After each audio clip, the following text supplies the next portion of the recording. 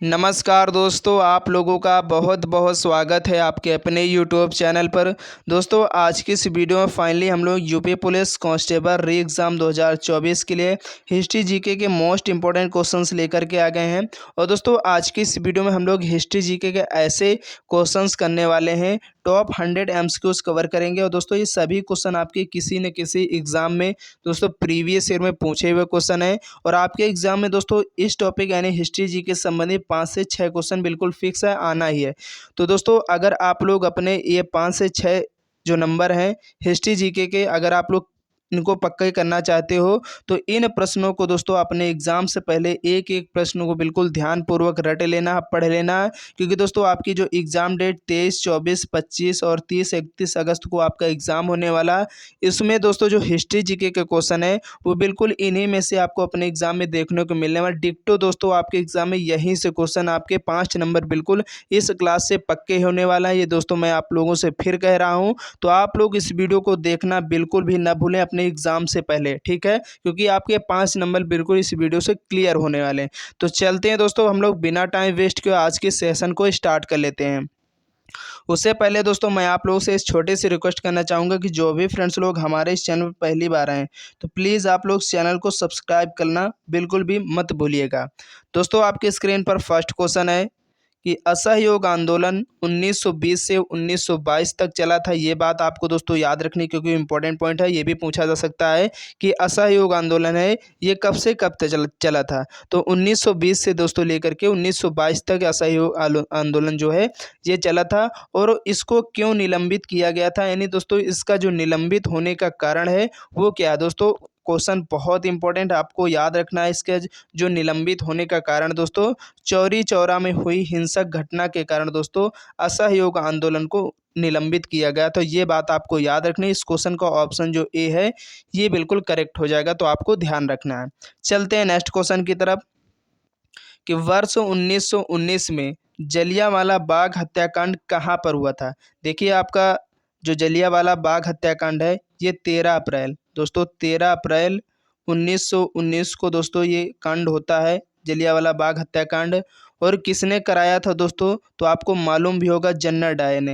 यानी दोस्तों जो जनरल डायर था, इसी ने दोस्तों ये हत्याकांड करवाया था, ठीक है। और यहाँ पर आपसे पूछा गया जो जलियांवाला बाग हत्याकांड है ये कहाँ पर है दोस्तों, अमृतसर पंजाब में। कहाँ पर दोस्तों, अमृतसर जो पंजाब है वहाँ पर दोस्तों ये बाग जो है ये स्थित है। तो आपको याद रखना, इंपॉर्टेंट क्वेश्चन है। तो चलते हैं नेक्स्ट क्वेश्चन की तरफ कि किस कृत्य के कारण भगत सिंह, राजगुरु और सुखदेव को 23 मार्च 1931 में फांसी दी गई थी। पहली बात दोस्तों, यहाँ आपको क्वेश्चन में एक और क्वेश्चन मिल गया कि आपके एग्जाम में पूछा जा सकता है क्वेश्चन कि भगत सिंह, राजगुरु और सुखदेव को फांसी की सजा कब दी गई थी। तो कब दी गई थी आपको डेट भी याद रखना, 23 मार्च 1931 को दोस्तों राजगुरु, भगत सिंह और सुखदेव को फांसी की सजा होती। तो ये बात आपको याद रखनी है। और दोस्तों इनको किस रीजन से फांसी दी गई थी ये बात आपको जरूर याद रखनी, बहुत इंपॉर्टेंट है दोस्तों।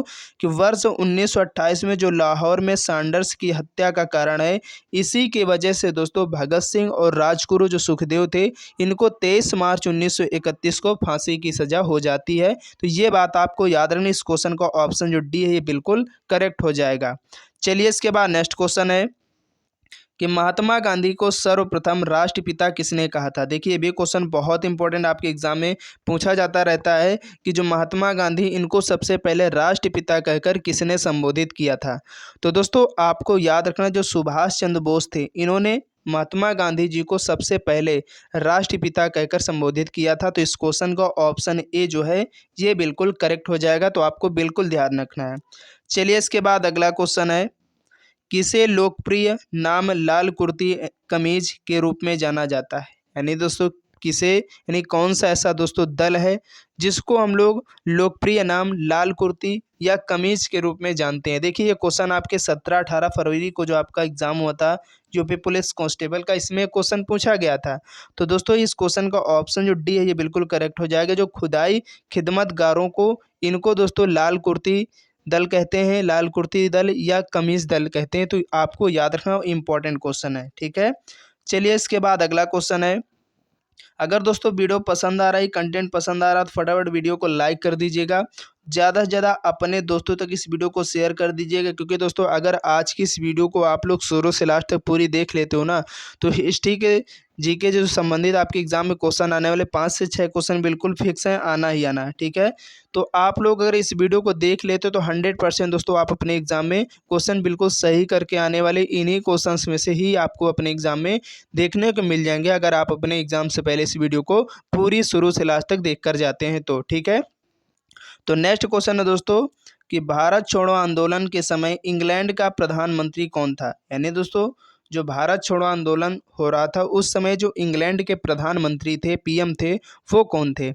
तो दोस्तों वो वेस्टन चर्चिल थे। कौन थे? वेस्टन जो चर्चिल थे वो भारत छोड़ो आंदोलन के समय इंग्लैंड के प्रधानमंत्री के पद पर थे। तो आपको याद रखना इस क्वेश्चन का ऑप्शन ए जो है ये बिल्कुल करेक्ट हो जाएगा। चलते हैं नेक्स्ट क्वेश्चन की तरफ। नेक्स्ट क्वेश्चन है दोस्तों कि 1947 के भारतीय राष्ट्रीय कांग्रेस के दिल्ली अधिवेशन की अध्यक्षता किसने की थी। देखिए बहुत इंपॉर्टेंट क्वेश्चन है। आपके जो भारतीय राष्ट्रीय कांग्रेस से संबंधित जो अधिवेशन हुए हैं इनसे भी क्वेश्चन आपके एग्जाम में बिल्कुल फिक्स है, क्योंकि पूछा जाता है, क्योंकि ये टॉपिक बहुत इंपॉर्टेंट है। तो यहाँ पर दोस्तों आपसे पूछा जा रहा है कि जो 1947 के भारतीय राष्ट्रीय कांग्रेस के जो दिल्ली अधिवेशन हुआ था उसकी जो अध्यक्षता वो किसने की थी। तो दोस्तों आपको याद रखना राजेंद्र यानी जो डॉक्टर राजेंद्र प्रसाद थे, इनके द्वारा दोस्तों 1947 का जो भारतीय राष्ट्रीय कांग्रेस का अधिवेशन दिल्ली वाला था वहाँ पर इसकी अध्यक्षता डॉक्टर राजेंद्र प्रसाद ने की थी। तो ये बात आपको याद रखनी है। चलिए इसके बाद अगला क्वेश्चन है कि भारतीय राष्ट्रीय कांग्रेस का 1938 का अधिवेशन किस शहर में हुआ। देखिए ये क्वेश्चन बहुत इंपॉर्टेंट दोस्तों, कि मैंने आपसे पहले ही बता दिया जो भारतीय राष्ट्रीय कांग्रेस के अधिवेशन हुए हैं ये बहुत इंपॉर्टेंट टॉपिक है, यहाँ से क्वेश्चन आपके एग्जाम में बिल्कुल पूछा जा सकता है। तो आप अपने एक्स्ट्रा भी पढ़ के जाइएगा, और जो इम्पोर्टेंट मैं आपको क्वेश्चन के माध्यम से वीडियो के माध्यम से आप तक करवाता रहूँगा, ठीक है। तो यहाँ पर दोस्तों आपसे पूछा जा रहा है कि भारतीय राष्ट्रीय कांग्रेस का जो 1938 का अधिवेशन हुआ था, ठीक है, वो किस शहर में हुआ था। तो दोस्तों आपका जो हरिपुरा है, हरिपुरा दोस्तों अधिवेशन है, हरिपुरा जो शहर है इसे हरिपुरा अधिवेशन भी बोलते हैं। 1938 का जो अधिवेशन है इसे हरिपुरा अधिवेशन भी बोलते हैं, ये बात भी आपको याद रखनी है, इसलिए ये हरिपुरा शहर में आयोजित किया गया था। चलिए इसके बाद अगला क्वेश्चन है कि वर्ष 1939 में कांग्रेस को छोड़ने के पश्चात सुभाष चंद्र बोस ने किस दल की स्थापना की थी। देखिए क्वेश्चन ये भी बहुत इंपॉर्टेंट है कि जो वर्ष 1939 में कांग्रेस को छोड़ने के बाद सुभाष चंद्र बोस ने जिस दल की स्थापना की थी तो उस दल का क्या नाम है। तो दोस्तों उस दल का नाम है फॉरवर्ड ब्लॉक। फॉरवर्ड ब्लॉक की स्थापना कौन करते हैं? तो सुभाष चंद्र बोस के द्वारा की जाती है। तो ये बात आपको याद रखनी है। चलिए इसके बाद अगला क्वेश्चन है कि भारत एवं पाकिस्तान का विभाजन किस योजना के तहत हुआ था। देखिए क्वेश्चन ये भी इंपॉर्टेंट, आपको याद रखना है कि भारत एवं पाकिस्तान का जो विभाजन होता है वो किस योजना के तहत होता है। तो दोस्तों आपको मालूम होगा माउंटबेटन जो योजना थी इसके तहत भारत एवं पाकिस्तान का विभाजन हुआ था। तो ये बात आपको याद रखनी, इस क्वेश्चन का ऑप्शन सी जो है ये बिल्कुल राइट हो जाएगा। चलिए इसके बाद अगला क्वेश्चन है कि कौन सा भारतीय स्वतंत्र भारत का पहला गवर्नर जनरल बना था। देखिए क्वेश्चन ये भी बहुत इंपॉर्टेंट, आपको याद रखना दोस्तों कि कौन से ऐसे भारतीय हैं जो स्वतंत्र भारत के पहले गवर्नर जनरल बने थे। तो दोस्तों आपको याद रखना सी राजगोपालाचारी जो हैं ये भारतीय स्वतंत्र भारत के पहले गवर्नर जनरल बने थे। तो इस क्वेश्चन का ऑप्शन जो डी है ये बिल्कुल करेक्ट हो जाएगा। नेक्स्ट क्वेश्चन है कि जलियांवाला बाग के नरसंहार के समय भारत का वायसराय कौन था। देखिए दोस्तों जो जलियांवाला बाग हत्याकांड होता 13 अप्रैल 1919 को, तो उस समय ये जो नरसंहार हुआ था तो उस समय जो भारत के वायसराय थे वो कौन थे। बहुत इंपॉर्टेंट क्वेश्चन दोस्तों, लॉर्ड चेम्सफोर्ड। यानी दोस्तों जो लॉर्ड चेम्सफोर्ड थे उस समय क्या थे, जब जलियांवाला बाग हत्याकांड हुआ था तो ये भारत के वायसराय थे। तो आपको याद रखना है। चलिए इसके बाद अगला क्वेश्चन है कि कौन सी पुस्तक जवाहरलाल नेहरू द्वारा लिखी गई इनमें से। तो दोस्तों आपको मालूम होगा जो डिस्कवरी ऑफ इंडिया है, यानी जो डिस्कवरी ऑफ इंडिया दोस्तों पुस्तक है ये पंडित जवाहरलाल नेहरू जी की है। और आप लोग इन अन्य 3 जो पुस्तकें हैं ये भी बहुत इंपॉर्टेंट है, तो इनको दोस्तों आप लोग पढ़ के जाइएगा, यहाँ से आपके एग्जाम में ये पूछे जा सकते हैं, ठीक है।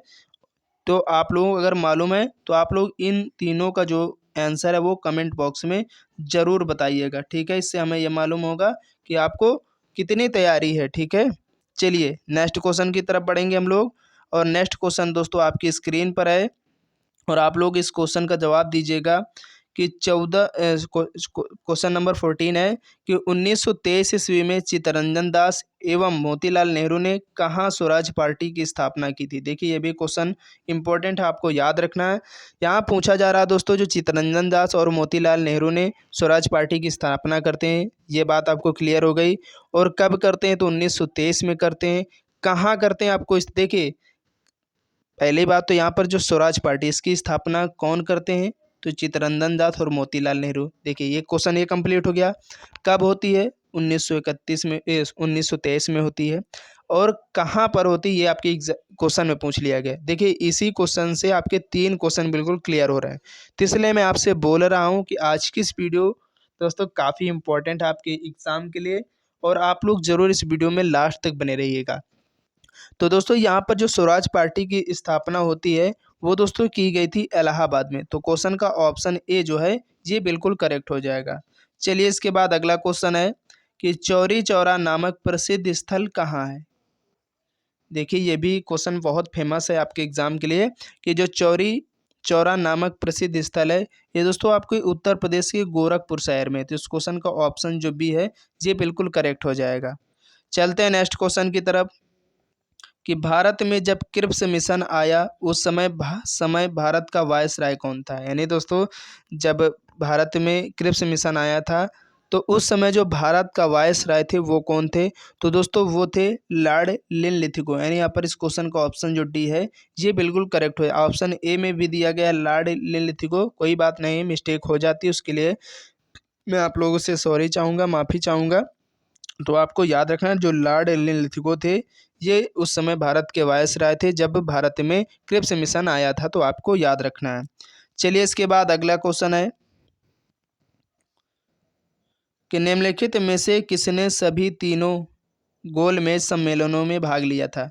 यानी पहली बात, गोलमेज सम्मेलन जो हुए थे वो कितने हुए थे, 3 हुए थे, ठीक है। तो तीनों गोलमेज सम्मेलनों में जो भाग लेने वाले व्यक्ति हैं वो कौन है, तो दोस्तों वो थे B.R. अम्बेडकर। यानी भीमराव अम्बेडकर जो थे इन्होंने तीनों गोलमेज सम्मेलनों में भाग लिया था, तो इस बात को आपको याद रखना है। चलिए इसके बाद अगला क्वेश्चन है कि भारत की आज़ादी के समय कांग्रेस के अध्यक्ष कौन थे। तो दोस्तों आपको याद रखना, अगर बात करें भारत के समय भारत की आज़ादी के समय जो कांग्रेस के अध्यक्ष थे वो कौन थे, दोस्तों आपको याद रखना इस क्वेश्चन को ऑप्शन जो डी है JB कृपलानी। यानी भारत की आज़ादी के समय जो भारतीय राष्ट्रीय कांग्रेस के अध्यक्ष थे वो JB कृपलानी थे। इंपॉर्टेंट क्वेश्चन, आपको ध्यान रखना है। चलिए इसके बाद अगला क्वेश्चन है इंकलाब जिंदाबाद का नारा किसने दिया था। देखिए सभी क्वेश्चन बहुत इंपॉर्टेंट हैं, आपको याद रखना दोस्तों। नारा से भी संबंधित आपके एग्जाम में फिक्स है क्वेश्चन जरूर आएगा, तो आपको इनको याद रखना दोस्तों। जो इंकलाब जिंदाबाद का नारा है ये किसके द्वारा दिया गया था, आपको मालूम भी होगा, भगत सिंह के द्वारा दिया गया था। इस क्वेश्चन का ऑप्शन सी जो है ये बिल्कुल करेक्ट हो जाएगा। चलते हैं नेक्स्ट क्वेश्चन की तरफ। जय हिंद का नारा किसने दिया था। तो दोस्तों आपको मालूम भी होगा इस क्वेश्चन का आंसर, जय हिंद का जो नारा देने वाले व्यक्ति हैं वो दोस्तों सुभाष चंद्र बोस हैं। यानी यहाँ पर इस क्वेश्चन का ऑप्शन जो डी है ये बिल्कुल करेक्ट हो जाएगा। चलिए इसके बाद अगला क्वेश्चन है कि महात्मा गांधी ने सत्याग्रह क्रियाविधि सबसे पहले कहाँ प्रयुक्त की थी। यानी दोस्तों यहाँ आपसे पूछा जा रहा है कि जो महात्मा गांधी ने सत्याग्रह की जो क्रियाविधि सबसे पहले कहाँ से शुरू की थी, तो आपको मालूम होगा दोस्तों चंपारण बिहार। चंपारण दोस्तों कहाँ पर पड़ता है, तो बिहार में पड़ता है। वहीं से दोस्तों महात्मा गांधी ने सत्याग्रह जो क्रियाविधि उसको स्टार्ट करते हैं और नील की जो खेती उसके विरोध में दोस्तों ये जो सत्याग्रह ये शुरू किया जाता, तो ये बात भी आपको याद रखनी है। चलिए इसके बाद अगला क्वेश्चन है कि निम्नलिखित में से किसने 1946 के कैबिनेट मिशन का नेतृत्व किया था। यानी दोस्तों जो 1946 का जो कैबिनेट मिशन है इसका जो नेतृत्व करने वाले व्यक्ति हैं वो कौन है, तो दोस्तों आपको याद रखना सर पैंथिक जो लॉरेंस थे वो दोस्तों 1946 के कैबिनेट मिशन का नेतृत्व करते हैं। तो आपको याद रखना क्वेश्चन का जो ऑप्शन बी है ये बिल्कुल करेक्ट हो जाएगा। नेक्स्ट क्वेश्चन है कि 1947 के भारतीय राष्ट्रीय कांग्रेस के दिल्ली अधिवेशन की अध्यक्षता किसने की थी। देखिए क्वेश्चन शायद हमको लगता है ये रिपीट हो रहा है। चलिए कोई बात नहीं, हम लोग फिर से इसको रिकवर कर लेते हैं। अगर सामने आ गया क्वेश्चन तो आपको याद रखना दोस्तों, जो 1947 का भारतीय राष्ट्रीय कांग्रेस का दिल्ली अधिवेशन हुआ था, इसकी जो अध्यक्षता है वो दोस्तों डॉक्टर राजेंद्र प्रसाद के द्वारा की गई थी। तो इस क्वेश्चन का जो ऑप्शन बी है ये बिल्कुल करेक्ट हो जाएगा। चलिए इसके बाद अगला क्वेश्चन है कि भारतीय राष्ट्रीय कांग्रेस का 1938 का अधिवेशन किस शहर में हुआ था। तो दोस्तों आपको याद रखना ये आपका हरिपुरा में हुआ था, ठीक है। तो क्वेश्चन का ऑप्शन सी जो है ये बिल्कुल करेक्ट हो जाएगा। नेक्स्ट क्वेश्चन है कि करो या मरो यानी डू और डाई का मंत्र किसने दिया था। यानी दोस्तों जो करो या मरो का नारा है ये किसके द्वारा दिया गया था। तो आपको दोस्तों मालूम होगा महात्मा गांधी की जी के द्वारा करो या मरो का जो नारा है ये दिया गया था। तो आपको याद रखना है इस क्वेश्चन का जो ऑप्शन डी है ये बिल्कुल करेक्ट हो जाएगा। उम्मीद करते हैं दोस्तों आज की इस वीडियो हमने 25 क्वेश्चन किए। इसी तरह दोस्तों मैं आप लोगों को 4 वीडियो हिस्ट्री जीके से देने वाला हूं, ठीक है। आज की ये पहली क्लास थी। अब बची 3 क्लास में दोस्तों आपको मैं हिस्ट्री के जो मोस्ट इंपॉर्टेंट क्वेश्चन है जो आपके एग्जाम में पूछे जा सकते हैं वो इसी तरीके से मैं आपसे करवाने वाला। तो इसलिए आज की इस वीडियो का दोस्तों हर एक क्वेश्चन आपको रट लेना है एग्जाम से पहले। अगर दोस्तों वीडियो पसंद आए तो वीडियो को लाइक कर देना और ज़्यादा से ज़्यादा अपने फ्रेंड तक दोस्तों भी इस वीडियो को शेयर कर देना, क्योंकि काफ़ी इंपॉर्टेंट ये जो क्लास है आपके एग्ज़ाम के लिए है। तो आप लोग इसको देखना बिल्कुल भी मत भूलें, अपने एग्ज़ाम से पहले देख कर जाइएगा। अगर दोस्तों 5 से 6 क्वेश्चन जो आपके एग्ज़ाम में पूछे जाने वाले हैं वो बिल्कुल फिक्स है कि हिस्ट्री के संबंधित दोस्तों आपके 5 से 6 क्वेश्चन आते हैं। तो अगर उनको सही करना चाहते हो तो हमारी इन सभी सीरीज को आप लोग ज़रूर पढ़कर एक बार जाइएगा, ठीक है। तो चलते हैं दोस्तों नेक्स्ट वीडियो के लिए, तब तक के लिए जय हिंद जय भारत।